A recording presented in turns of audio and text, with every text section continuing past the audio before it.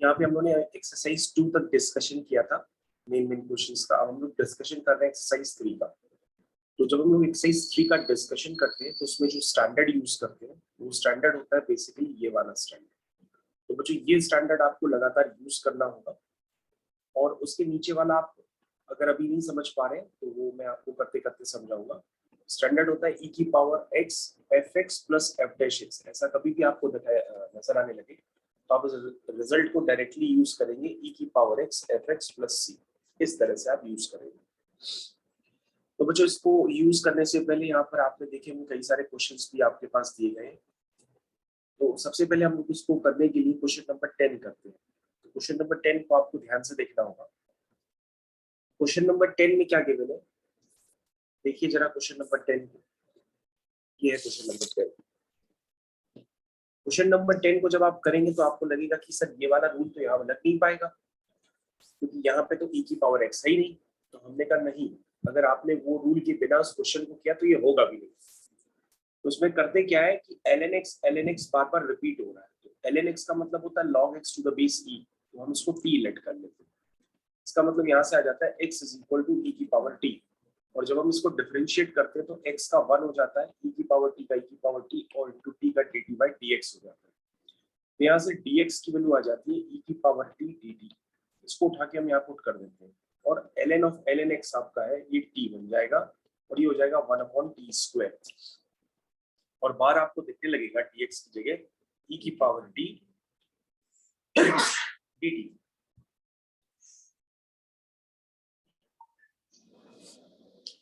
तो बच्चों आपने dx की जगह e की power t dt hopefully put कर दिया था।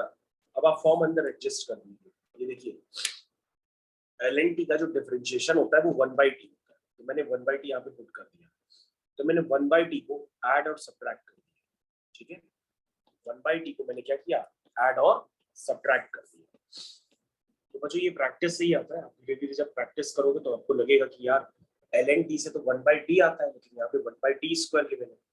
लेकिन फिर आपको लगेगा कि यार अगर हम ln t के साथ 1/t डाल दें और -1/t कर दें तो 1/t का डिफरेंशिएशन हो जाता है -1/t²। तो इससे आपको फॉर्म्स स्ट्राइक करने लगे। अब इस फॉर्म को पूरा क्रिएट कर लीजिए। ये हो गया ln t plus 1/t dt। ठीक है, अब क्या करिए, इसमें माइनस कॉमन ले लीजिएगा। लिखिएगा माइनस कॉमन लेकर के 1/t माइनस 1/t²। तो आपको पूरा स्टैंडर्ड यहाँ पे जस्टिफाई लगेगा। तो आप ध्यान से देखिए ये क्या लिखा हुआ है, fx और ये f डैश x। ये fx ये f डैश x। तो आंसर क्या हुआ, e की power t into ln t minus e की power t into 1/t plus c। अब वैल्यू आप पुट कर दीजिए। t आपका है क्या, t आपका है ln x। तो e की पावर ln x करेंगे तो अगर आप प्रॉपर्टी यूज करेंगे तो वो x बन जाएगा। ठीक है, ध्यान दीजिएगा। तो आपका जो t है बेसिकली वो ln x है। ठीक है, तो t की जगह आप ln x यहाँ पे पुट कर दीजिए, ये अगेन x हो जाएगा। t की जगह ln x पुट कर दीजिए प्लस c कर दीजिए, और आपका आंसर यहाँ पर निकल करके आ जाएगा। ये क्वेश्चन बच्चों आपको ऑलरेडी काफी जगह दिखने वाला है, तो आप इसको करने की प्रैक्टिस कर लीजिए। इसके अलावा बच्चों मैंने आपके साथ क्वेश्चन नंबर 5 भी डिस्कस कर दिया था। क्वेश्चन नंबर 5 में भी ऐसा लग रहा था कि फॉर्म क्रिएट होने में प्रॉब्लम आएगी। तो मैंने क्या किया, सबसे पहले जो नीचे 1 माइनस cos 4x या 1 प्लस cos 4x आपको जो स्ट्राइक करता है देख के कि हम सबसे पहले 1 को कैंसिल कर देते हैं, तो मैंने half the angle formula use करके 1 को कैंसिल कर दिया। उसके बाद मैंने इंडिविजुअल डिवाइड कर दिया। जब मैंने इंडिविजुअल डिवाइड कर दिया तो आपको मिलता जुलता फॉर्म दिखने लगा कि ये fx जैसा है और ये f डैश x जैसा है, लेकिन कंप्लीटली मैच नहीं कर रहा था, 2 का डिफरेंस था। इसलिए हमने क्या किया, इस वाले पार्ट में हमने बाई पार्ट्स लगा दिया और इस वाले पार्ट को छोड़ दिया। तो जब मैंने पहले वाले पार्ट में बाई पार्ट लगाया तो बाई पार्ट लगाते ही जो उसका सेकंड वाला पार्ट होता है, जैसा कि आप जानते हैं, वो उससे कैंसिल हो गया और आपका आंसर यहाँ पे मैच कर गया। ठीक है, मेरे ख्याल से सब लोग समझ गए सॉल्यूशन किस तरह से करना है। तो आई थिंक बच्चों आप लोगों को क्वेश्चन नंबर 5 क्लियर हो गया, और उसके बाद वाला क्वेश्चन भी मैंने आपको क्लियर कर दिया। ठीक है, तो आगे कंटिन्यू करते हैं दूसरे क्वेश्चन की तरफ। हम लोग इस एक्सरसाइज को कर रहे थे। अब इस एक्सरसाइज में कुछ ऐसे क्वेश्चन हैं जो अभी भी करने में प्रॉब्लम क्रिएट होगी। तो उसको हम लोग दोबारा करते हैं। जैसे क्वेश्चन नंबर 9, क्वेश्चन नंबर 9 और क्वेश्चन नंबर 10 ये दोनों एक जैसे हैं। क्वेश्चन नंबर 9 और क्वेश्चन नंबर 10 है एक जैसे, लेकिन आपको लगेगा नहीं कि यहाँ पर स्टैंडर्ड यूज हो रहा है, लेकिन स्टैंडर्ड यूज हो जाता है। क्यों? क्योंकि साइन के अंदर क्या लिखा हुआ है, ln x, और ln x को आप क्या लिख सकते हैं, आप लिखते हैं log to the base e x, ठीक है, ये लिखते हैं ना। इसको आपने क्या लेट कर लिया, t, that means x is equal to e की पावर t। अगर हम इसको डिफरेंशिएट करेंगे तो x का 1 हो जाएगा, e की पावर t का e की power t into dt by dx, that means dx is equal to e की पावर t dt। ये हो जाएगा बच्चों साइन ln x हो गया आपका t, फिर ये हो गया cos, फिर ये हो गया t, और ये बाहर बन गया e की पावर t dt। तो बच्चों देखो नेक्स्ट स्टेप में ही आपका आंसर आ गया, क्योंकि स्टैंडर्ड क्रिएट हो गया, e की power x fx plus f dash x create हो गया। ध्यान से देखिए बच्चों, ये fx हो गया, ये f डैश x हो गया, तो आप डायरेक्टली आंसर लिखोगे e की power t into sine t plus c। t की वैल्यू आप पुट कर दीजिए, t क्या है, ln x, तो बच्चों ये x बन जाएगा और ये हो जाएगा sine of ln x plus c। Full and final answer फिर से आपके पास निकल के आ गया। तो स्टैंडर्ड यूज किया बच्चों तो बहुत जल्दी आंसर आ रहा है। 9th क्वेश्चन आपका हो गया। 9th क्वेश्चन के बाद बच्चों जब आप आगे कंटिन्यू करेंगे तो आपको उससे भी थोड़े से डिफिकल्ट क्वेश्चंस नजर आएंगे, तो आप उसको भी देख लीजिएगा। जैसे क्वेश्चन नंबर 14, ये आपका क्वेश्चन नंबर 14 हो गया। अब क्वेश्चन नंबर 14 को देख करके आपको लगेगा कि यहाँ पर ये स्टैंडर्ड हम यूज करें, लेकिन वो स्टैंडर्ड आप यूज कर नहीं पाएंगे। तो आपको अगर इन क्वेश्चंस का पैटर्न याद हो थोड़ा भी, तो मैंने आपको एक बार बताया था कि पहले आप बाई पार्ट्स लगाना, पहले बाई पार्ट्स लगाइए। ये फर्स्ट फंक्शन हो गया, ये सेकंड फंक्शन हो गया। कैसे लगाएंगे, इसको लिखेंगे first function integration of second function minus integration bracket d by dx of first function integration of second function dx bracket close dx। ठीक है बच्चों, तो बच्चों इस वाले क्वेश्चंस को जब आप करना परफॉर्म करेंगे तो आपको एक सिमेट्रिकल पैटर्न्स दिखेंगे। ये e की पावर x का e की power x upon a minus sine bx का हो जाएगा cos bx, और bx का b बाहर आ जाएगा, e की पावर x का e की पावर ax, और a फिर बाहर आ जाएगा डिवाइड बाय dx। अब बच्चों ध्यान से देखो, जिसको आपने इंटीग्रेट किया वैसा ही फॉर्म फिर से क्रिएट हो गया, क्रिएट हो गया। अगर वैसा फॉर्म फिर से क्रिएट हो गया तो मैंने कहा था कि रफ स्पेस बना के उस फॉर्म को आप दोबारा इंटीग्रेट कर लेना।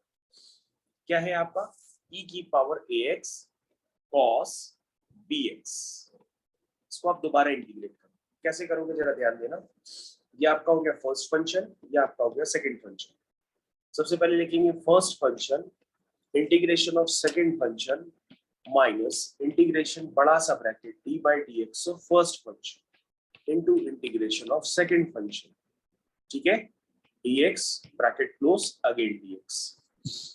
तो बच्चों ये जो फॉर्म निकल के आया है, ये आया है आपका बेसिकली cos bx e की पावर ax का e की power ax upon a minus integration cos bx का हो गया माइनस साइन bx, और ये bx का b e की पावर ax अपॉन a। ये बच्चों आपका रिजल्ट निकल के आया। अब आपको कुछ नहीं करना है बच्चों, ये वाला जो रिजल्ट है वो उसका रिजल्ट था, ये वाला रिजल्ट उठा के आप पुट कर दीजिए। जैसे ही आप पुट करेंगे आपका क्वेश्चन ओवर हो जाएगा। ये हो जाएगा साइन bx e की पावर ax अपॉन a, ठीक है, यहाँ तक सबको क्लियर है, माइनस b बाय a। चलिए बच्चों वैल्यू पुट करिए, वैल्यू क्या थी, वैल्यू आई आपकी निकल के cos bx into e की power ax upon a plus b by a times e की पावर ax sin bx। तो बच्चों अगर आप ध्यान से देखेंगे ये वाला पार्ट फिर से रिपीट हो गया, ये वाला पार्ट फिर से रिपीट हो गया है आपके क्वेश्चन की तरह। तो जिस क्वेश्चन को आप कर रहे थे आपने उसको शुरुआत में आई मान लेना था। क्या मान लेते आप उसको, आई।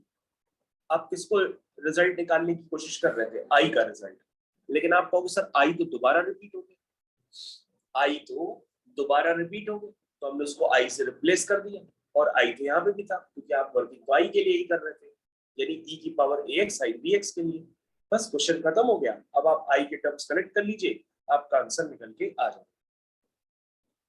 तो अगला टर्म क्या हो जाएगा, ये हो जाएगा e की power ax sin bx upon a minus b upon a square cos bx e की power ax minus b square upon a square into I. यह वाला टर्म बच्चों उधर ले आएंगे तो ये हो जाएगा आई plus B square upon A square आई। उसमें से अगर हम आई कॉमन ले लेंगे तो आ जाएगा A square plus B square upon A square. ये वाला टर्म बच्चों आ जाएगा। होपफुली आप समझ तो गए होंगे कि आप किस तरह से कर रहे हैं बच्चों। कुछ टर्म्स अगर कॉमन होते तो आप कॉमन वगैरह अपने आप से ले लीजिएगा। तो ई की पावर एक्स ये आया है, तो मैं इसको लिख देता हूँ बच्चों। यहाँ पे ए भी कॉमन है तो मैंने ए ले लिया कॉमन। ये अंदर बचा sine B X minus B times, ठीक है, B by A times cos B X. ये बच्चों बस अब आपका आई निकल के आ जाएगा। आई इज बेसिकली ई की power A X upon A square plus B square. ठीक है बच्चों, एक ए आपको ऊपर नजर आएगा, ये आपका ए आ गया और अंदर रिजल्ट बन गया आपका A sine B X minus B cos B X whole divided by A, whole divided by A. अब देखो बच्चों ध्यान से, ये वाला ए से ए कैंसिल हो गया, तो आपका जो फाइनल रिजल्ट फिर से आया वो आया ई की power A X upon A square plus B square bracket में A sine B X minus B cos B X. ये रिजल्ट है। अब कुछ बच्चे इतने स्मार्ट होते हैं कि इस रिजल्ट को ही लर्न करके बैठे रहते हैं। देखो ये क्वेश्चन नंबर था 14, इसमें लिखा था e की पावर ax sin bx। तो देखो e की power ax upon a square plus b square, तो इस तरह के हर क्वेश्चन में आएगा। अंदर क्या आया है, अंदर आया है a sin bx minus b cos bx। तो बच्चों कई लोगों के ऊपर डिपेंड करता है, वो उस पैटर्न को समझ करके लर्न भी कर लेते हैं और फिर इन स्टैंडर्ड को क्वेश्चंस में यूज करके जल्दी जल्दी आंसर्स भी निकालते हैं। लेकिन पहले आपको बेसिक्स पता होना चाहिए कि इनको हम लोग करते कैसे। मतलब हो सकता है आपको e की पावर ax को देख करके लगे कि यार हम इसको फॉर्म बना लें fx plus f dash x का, लेकिन ये फॉर्म नहीं बनेगा। जब आप इसको इंटीग्रेट करेंगे तो आपको स्टैंडर्ड वापस रिपीट हो जाएगा, तो आप उसको आई लेट कर लीजिएगा और आपका क्वेश्चन फिनिश हो जाएगा।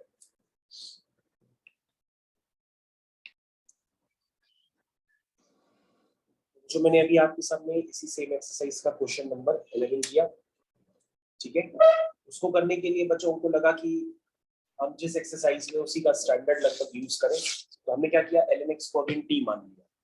That means x is equal to e की पावर t हो गया, तो dx हो गया e की पावर t dt।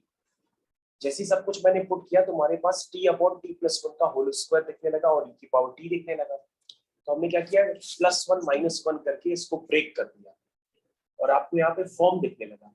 ये आपका fx है और ये आपका f डैश x। ये फॉर्म जैसे ही दिखने लगा उसको मैंने स्टैंडर्ड में कन्वर्ट कर दिया, t की वैल्यू पुट कर दी, आपका आंसर आ गया। तो this is your question number 11। तो आप इसको अटेम्प्ट कर लीजिए पहले। यहाँ पे अभी हम लोग ने क्वेश्चन नंबर इससे पहले किया था 11, अब हम लोग के पास था क्वेश्चन नंबर 7। तो क्वेश्चन नंबर 7 को करने के लिए आपको tan इनवर्स x को t पुट करना पड़ेगा। जैसे ही आप tan इनवर्स x को t पुट करेंगे, डिफरेंशिएशन का यूज करेंगे, आपका क्वेश्चन पूरा सॉल्व होकर के आ जाएगा। क्योंकि इसमें स्टैंडर्ड क्रिएट हो जाएगा fx और f डैश x का और आपका आंसर आ जाएगा। ठीक है, तो आप इसको ट्राई करिए पहले। तो आपके पास क्वेश्चन नंबर 6 था। क्वेश्चन नंबर 6 को देखते ही सबसे पहले डिनोमिनेटर में आपने देखा 1 प्लस cos x है, तो cos x को देखते हैं आपने half the angle formula apply कर दिया। अप्लाई करते ही आपके पास जो है कुछ इस तरह से रिजल्ट क्रिएट होगा। और जो रिजल्ट क्रिएट हुए वो आपको जो थ्योरी क्लास में स्टैंडर्ड बताए गए हैं बिगनिंग ऑफ द मॉड्यूल में, यानी कि fx plus x times f dash x, तो उसका रिजल्ट आपने यूज किया x इंटू fx प्लस। ये देख रहे हैं आप, ये क्या है बच्चों, ध्यान से देखिए, ये आपका है fx और ये x times f dash x। 10x/2 का डिफरेंशिएशन होता है sec²x/2 और x/2 का 1/2, तो 1/2 sec²x/2 हो गया 10x/2 का डेरिवेटिव, और साथ में डेरिवेटिव के साथ क्या मल्टीप्लाई है, x। इसका मतलब ये स्टैंडर्ड लग जाएगा और आंसर आ जाएगा x times fx plus c। तो आई थिंक आप लोगों को समझ में तो आई गया होगा।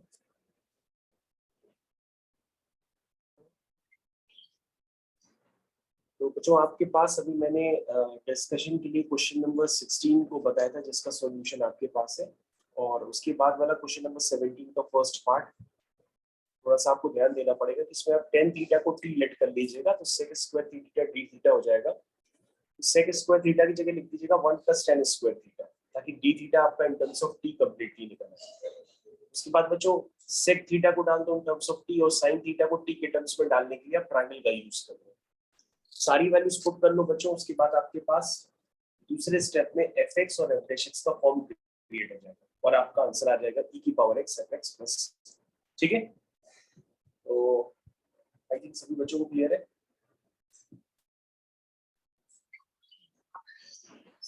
तो बच्चों ये आपका सेकंड वाला पार्ट था।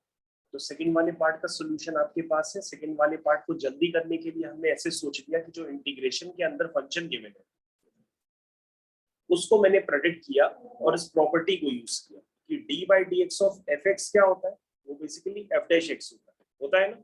तो अगर हम f' का इंटीग्रेशन करते हैं तो हमारे पास fx आता है। ठीक है, तो हमने ये सोच लिया कि उसके अंदर जो फंक्शन है वो क्या है। ठीक है ना, तो हमारे पास सीधा सीधा fx आ गया। तो इसका रिजल्ट क्या होगा, fx। तो fx हमको पता पड़ गया कि अगर हम इस fx का डेरिवेटिव निकालेंगे तो वही लिखा हुआ है इंटीग्रेशन के अंदर, तो इसका मतलब इसका रिजल्ट क्या हो जाएगा, सीधा सीधा fx आ जाएगा।